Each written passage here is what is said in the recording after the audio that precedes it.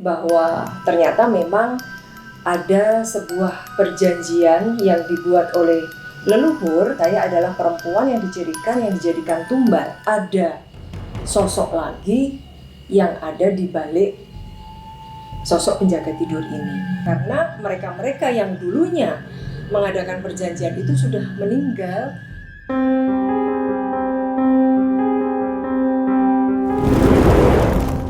Assalamualaikum warahmatullahi wabarakatuh. Salam sehat dan sejahtera untuk kita semuanya. Jumpa lagi dengan saya Retno Sutarto dalam cerita kisah.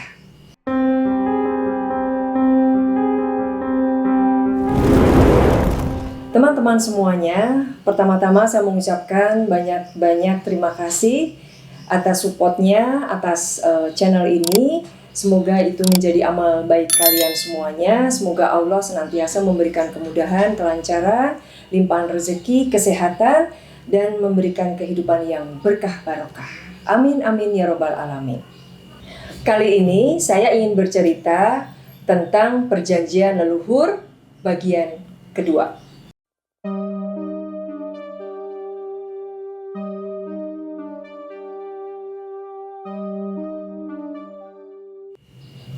Nah, teman-teman, setelah saya mengetahui tentang peristiwa atau misteri perjalanan hidup saya, bahwa ternyata memang ada sebuah perjanjian yang dibuat oleh leluhur tentang sesuatu hal, dan saya adalah perempuan yang dijadikan tumbal untuk pengayom, begitu. Jadi istilah beliau yang hadir saat itu menjelaskan bahwa kamu itu memang dipersembahkan untuk pengayom. Nah, pengayom ini siapa memang belum ketemu. Sebetulnya beliau ini adalah siapa yang dimaksud gitu ya. Nah, oleh karena itu maka sejak kecil itu saya sudah ada sosok yang mengikuti, atau bisa juga dikatakan kayak mata-mata atau spion ya bagi pengayom itu sendiri. Sehingga siapapun yang mendekati saya dengan maksud tertentu, yaitu terutama kalau ada kaitannya dengan masalah cinta, suka, itu pasti akan dihalangi dengan berbagai cara. Jadi ini sudah kejadian dalam hidup saya, yaitu imam pertama kali mendekati saya, baru aja pacaran sudah berubah sikapnya, sikap, perilaku, bahkan sesuatu hal yang tidak wajar gitu. Nah, selain itu tanda-tanda bahwa, jadi ini saya kembali flashback lagi ke peristiwa-peristiwa pada saat saya kecil. Saya mengalami tentang hal-hal yang di luar nalar, yaitu tentang sebuah tanda yang sudah saya jelaskan di cerita sebelumnya. Kemudian ini sosok yang hampir setiap malam menjaga saya tidur. Sebetulnya kalau dari keterangan yang saya dapat, bahwa sosok penjaga tidur ini sebetulnya bukan sosok yang dimaksud pengayom itu gitu loh. Jadi sosok ini adalah perwujudan dari wujud yang bisa dilihat secara manusia, itu wujudnya seperti itu gitu loh. Yaitu sosok manusia yang mengenakan blangkon, kemudian baju Jawa seperti itu. Tetapi ada sosok lagi yang ada di balik sosok penjaga tidur ini. Menurut keterangannya, sosok yang di belakang beliau yang menjaga tidur saya ini adalah sosok yang kuat, yang katanya memiliki wibawa yang cukup besar, dan beliau ini berpakaian seperti kayak pangeran atau seorang raja gitu. Tetapi memang tidak bisa dilihat secara jelas siapakah beliau ini. Nah, beliau ini yang seperti sosok seperti pangeran atau raja ini memang memerintahkan sosok yang selalu menjaga tidur saya. Nah, dari peristiwa-peristiwa ini saya merasa bahwa ternyata nggak mudah ya, nggak gampang gitu ya menjalani hidup dengan adanya embel-embel seperti itu gitu. Tetapi apapun yang terjadi, saya harus menghadapi itu semua. Dan alhamdulillah saya masih bertahan sampai saat ini. Dan itu tentunya karena Allah. Apapun permasalahannya, apapun persoalannya, apabila kita bergantung kepada Allah, insya Allah kita akan mendapatkan perlindungan, keselamatan, dan petunjuk agar kita bisa menjalani hari-hari lebih baik. Nah, teman-teman, saya sendiri tidak menyangka ya sebetulnya dari apa yang saya alami, ternyata bahwa ada sebuah perjanjian yang dibuat leluhur yang imbasnya sampai ke anak cucunya gitu. Ini bisa menjadi pembelajaran hidup bagi siapapun bahwa janganlah kita dari bangsa manusia itu sampai mengadakan perjanjian apalagi dengan makhluk-makhluk yang berada di dimensi lain, di dimensi di luar manusia. Karena itu juga sangat dilarang oleh agama dan itu dampaknya juga tidak baik. Karena kita tidak tahu persis gitu loh perjanjian itu apa. Karena mereka-mereka yang dulunya mengadakan perjanjian itu sudah meninggal dan tidak pernah memberikan wasiat ataupun pesan terhadap kita anak cucunya bahwa dulu tuh ada seperti ini, jadi kamu harus seperti ini, kamu harus begitu gitu. Itu tidak ada sama sekali, sehingga ada yang kena dampaknya ya mungkin bagi orang awam melihat ya sudah memang nasibmu seperti itu gitu, kamu memang harus menjalani itu gitu.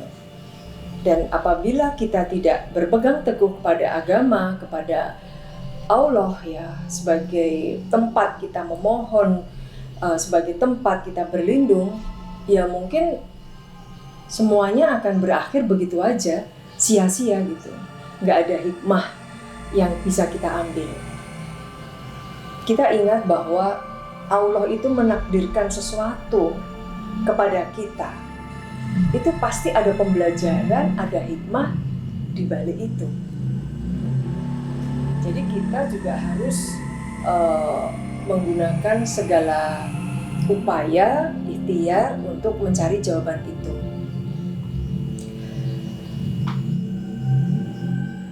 Lalu,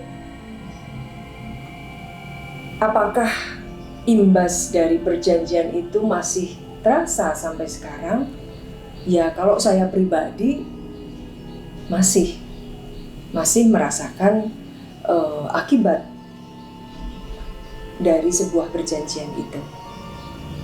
Karena kehidupan kami juga selalu berpisah gitu. Selalu jarak jauh. Saat ini saya di Jakarta, suami di Jawa Timur, anak di Yogyakarta.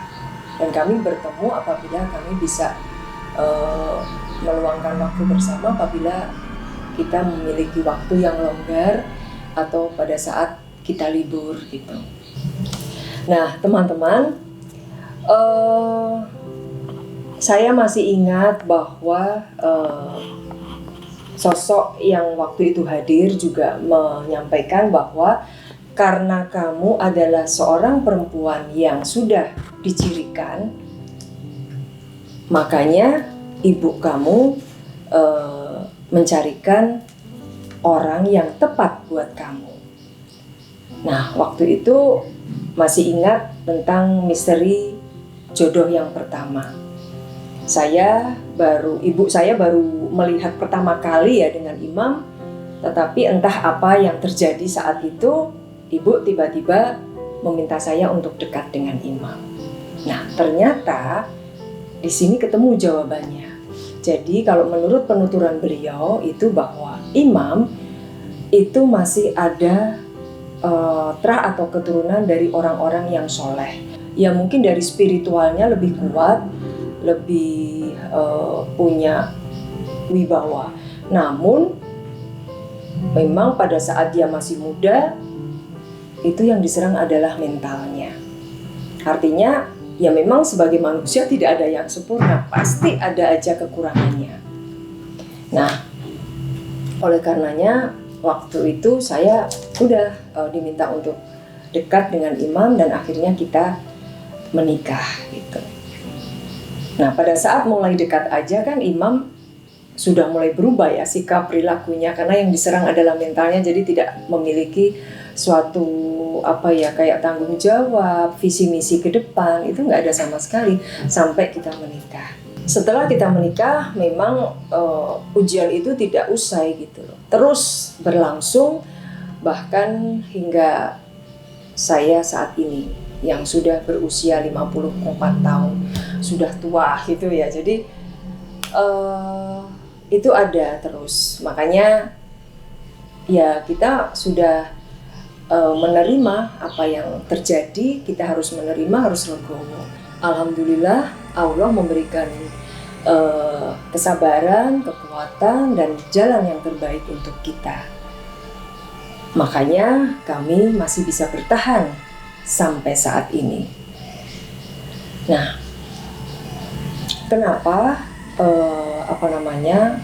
kita harus hidup berumah tangga sehingga saya melahirkan anak? Ternyata juga ada satu pesan dari leluhur ibu bahwa ada nantinya sesuatu itu yang akan diberikan kepada anak keturunan saya. Nah, apabila saya tidak menikah, saya tidak hidup berpasangan, otomatis saya tidak bisa mempunyai anak. Makanya ibu benar-benar berusaha waktu itu untuk menjodohkan saya dengan imam sehingga saya memiliki anak walaupun satu perempuan. Jadi saya melahirkan anak yang pertama, saya pernah keguguran pernah sebelum lahir anak yang kedua, dan yang melahirkan anak kedua ini pun juga sangat luar biasa. Kenapa sangat luar biasa? Karena saya mengalami pendarahan yang luar biasa. Pendarahan yang waktu itu 2 liter darah keluar sehingga saya sudah hampir mati. Karena saya sudah tidak bisa melihat apapun, semua putih, tetapi pendengaran saya, ingatan saya masih nyadar ya, masih sadar. Bahkan dokter waktu itu untungnya ibu masih sadar sehingga masih bisa diselamatkan. Nah, sosok leluhur yang datang pada saat itu pun juga bilang, "Kowe wis nebus dengan getih mundur. Kamu sudah menebus dengan darahmu untuk semua yang sudah kamu jalani, yang sudah kamu lalui seperti ini." Makanya teman-teman di sini, kenapa saya ingin berbagi cerita ini ya? Karena bagi saya apa yang saya alami ini unik karena ujian itu tidak hanya berupa suatu hubungan antara laki-laki perempuan, antara suami istri dalam keluarga, tetapi juga hubungan yang imbasnya itu sampai ke masalah keuangan. Dan akhirnya ya semua kebuka dan jalan itu terang gitu. Bahwa kita memang tidak boleh lupa akan Tuhan yang menciptakan kita, Tuhan yang memberikan kita hidup. Bahwa Dialah kuasa atas segala-galanya. Nah, teman-teman, sebetulnya dari perjanjian ini masih ada misteri. Misteri yang belum terkuak adalah sosok yang disebut pengayom. Pengayom itu saya belum bisa bercerita di sini karena memang saya belum menemukan siapa sosok beliau. Yang kedua yaitu tentang perjanjian itu sendiri. yang dibuat oleh leluhur itu mengenai apa, itu juga belum terkuak. Ini masih PR buat saya. Dan saya mohon doa dari teman-teman semua, semoga saya nantinya bisa bercerita lagi tentang cerita kisah ini yang yang bisa mengungkap misteri yang ada, seperti itu. Nah, dari sini kita bisa mengambil hikmah, bisa mengambil pembelajaran hidup bahwa kita tidak boleh melakukan perjanjian yang tidak diperbolehkan oleh agama. Artinya perjanjian yang dilakukan dari manusia dengan pihak jin atau makhluk di luar dimensi manusia.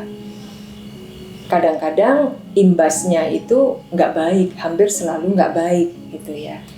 Karena kita tidak tahu dulu leluhur yang melakukan perjanjian itu sampai tahun kapan, tetapi pada saat dia sudah nggak ada juga tidak pernah bercerita atau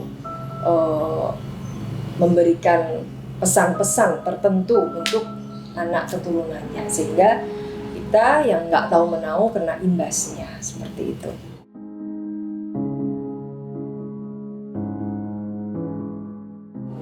Nah, teman-teman, mungkin sampai di sini dulu cerita tentang perjanjian leluhur bagian kedua. Saya mohon maaf apabila ada sapa maupun kata ucapan-ucapan yang tidak berkenan. Dan support terus channel ini, memberikan like, komen yang positif, subscribe-nya